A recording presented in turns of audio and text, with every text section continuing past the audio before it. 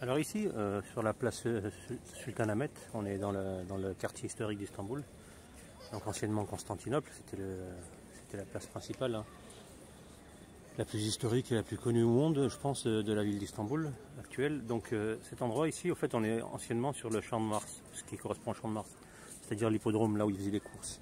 Et c'est pour ça qu'on a au bout, on a deux beaux obélisques qui terminent le chemin, l'allée. C'était l'ancien, là, actuellement tout ce qui est pavé, c'était l'ancien hippodrome.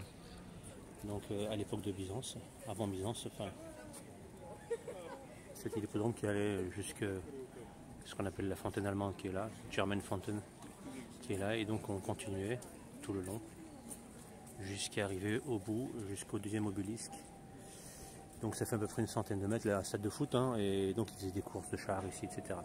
Donc c'était un lieu de culte, je crois que c'était pour Apollon, pardon. Si je dis pas de bêtises, en tout cas c'est indiqué. Donc là on est justement donc, sur un endroit avec deux beaux obélisques, hein. Donc le culte phallus, celui de Satan. Historiquement et humainement, c'est l'un des plus anciens cultes, je pense que c'est même le premier. Il a pris le truc le plus basique, c'est-à-dire en rapport avec le sexe. Alors allez savoir pourquoi, mais c'est comme ça. Donc tous les obélisques du monde entier, ils servent à ça, donc c'est-à-dire à rendre ça un culte à Satan. À la Mecque, on les lapide. On les lapide depuis toujours. Et après, depuis que les Wahhabites sont arrivés, ils nous ont déplacé ça, ils nous ont transformé cette pratique de lapidation de la stèle de Satan en faisant une diversion, en remplaçant historiquement le lieu. Et donc je pense que c'est une manière de détourner, mais ça apporte pas grand-chose en réalité. On connaît le principe. Ça cache pas la réalité. Ça cache elle sera cachée qu'à ceux qui sont ignorants de tout ça. Donc on a ces deux beaux obélisques que vous voyez là sur la place.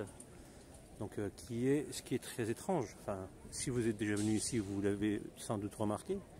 Et si vous n'êtes jamais venu, ben, vous allez l'apprendre.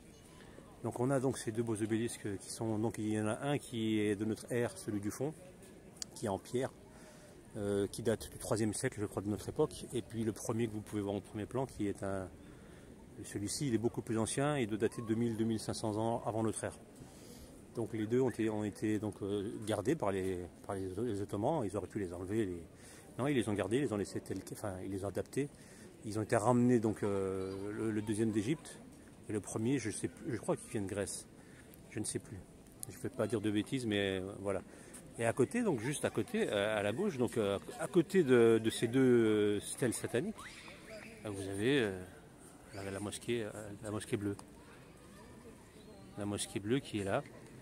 Donc elle est en travaux. Les tours sont couvertes d'échafaudage. Donc ils sont en travaux. Ça fait un moment qu'elle est en travaux cette mosquée.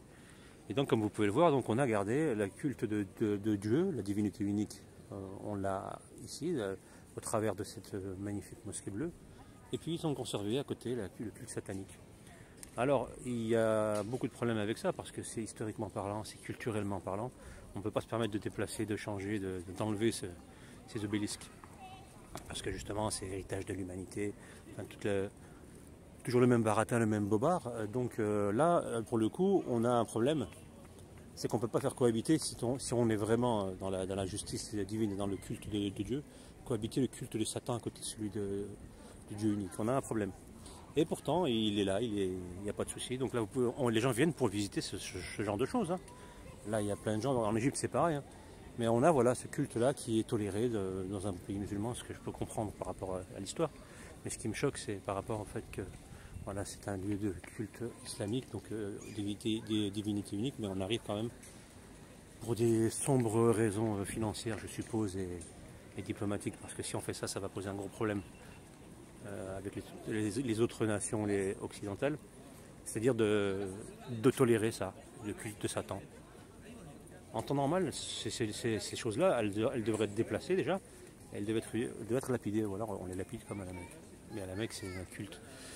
C'est symbolique, on doit lapider Satan, mais on ne peut pas le faire partout. Mais il aurait fallu expliquer. Mais non, nous on est là, il y a des gens qui se prennent en photo dessus, ce que je peux comprendre parce que beaucoup de gens le font, et c'est historique. Mais c'est l'histoire de Satan et de son égarement qu'il a fait faire aux humains. Donc c'est triste. Et entre les deux, donc ici vous avez donc la stèle et l'obélisque égyptien. En face c'est le second obélisque qui est plus récent. Et normalement, je viens de la rater, je crois. Ah, elle est là, la plus bête, elle est juste devant nous. C'est une troisième, c'est l'équivalent d'une troisième stèle si vous voulez, qui est là, alors elle a été détruite. Elle est en partie, il reste que la partie basse.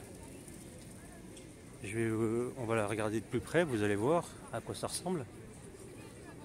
Et ce qui est intéressant, c'est que c'est toujours dans la même idée, hein.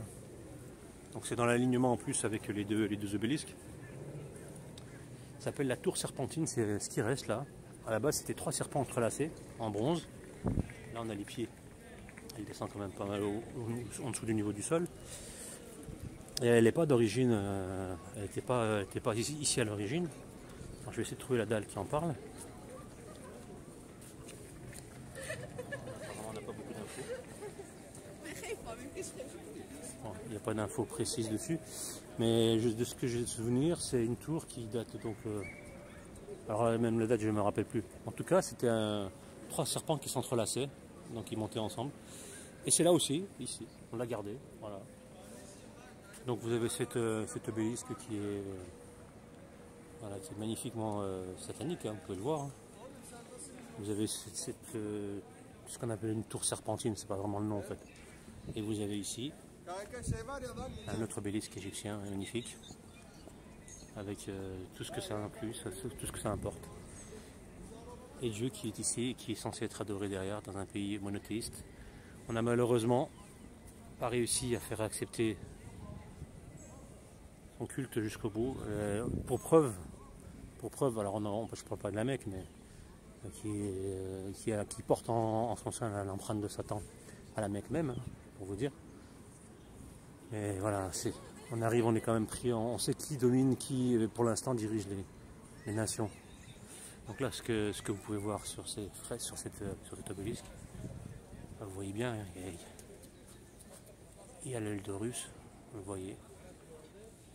Il y a le hibou, je ne sais pas si ça apparaît bien, il apparaît plusieurs fois. Donc voilà, nous sommes en plein dedans. Donc il s'agit de l'obélisque de Théodosius. Il a été originellement créé par Thoutmôsis III à la 18e dynastie d'Égypte, aux environs de 1450 avant Jésus-Christ. Et il est similaire à celui qui est en face du temple de Karnak, dédié à Amun-Ra. Il est inscrit sur l'obélisque des hiéroglyphes égyptiens, facilement reconnaissable encore actuellement. Ce qui est écrit, c'est au nom du père, donc l'honneur de Thoutmôsis, qui a été érigé à Karnak et sur un monument en Mésopotamie. Et les images de Pharaon et d'Amun-Ra figurent également dessus. Ensuite, plusieurs obélisques ont été transportés d'Égypte vers Rome. Et c'est Constantin le Grand qui a aussi pris un sur son ordre pour les décorer sur sa capitale. Voilà, et pour des raisons connues, ça a pris du temps pour les recevoir.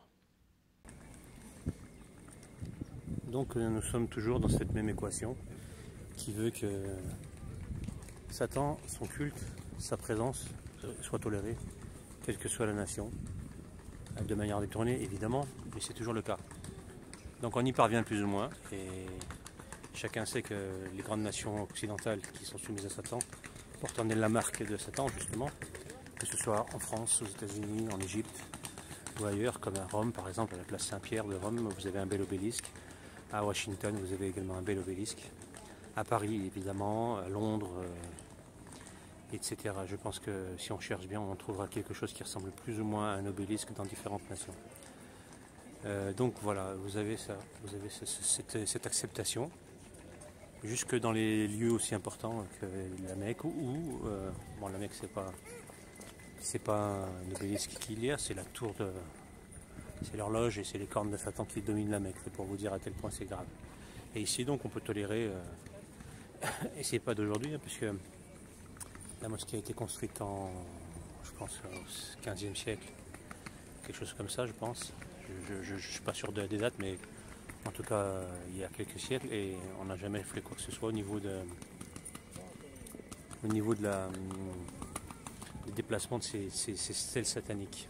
Et c'est pas d'actualité, je pense que ce ne serait pas avant un moment. Donc voilà, nous sommes dans ce monde-là où tout est étrange. On accepte l'inacceptable et on doit cacher la vérité. parce que Satan refuse la vérité, donc il faut le cacher, il faut la cacher aux croyants. Sinon, vous risquez de vous faire bannir à jamais de la communauté internationale, du monde moderne qui nous est promis, où la divinité doit être cachée.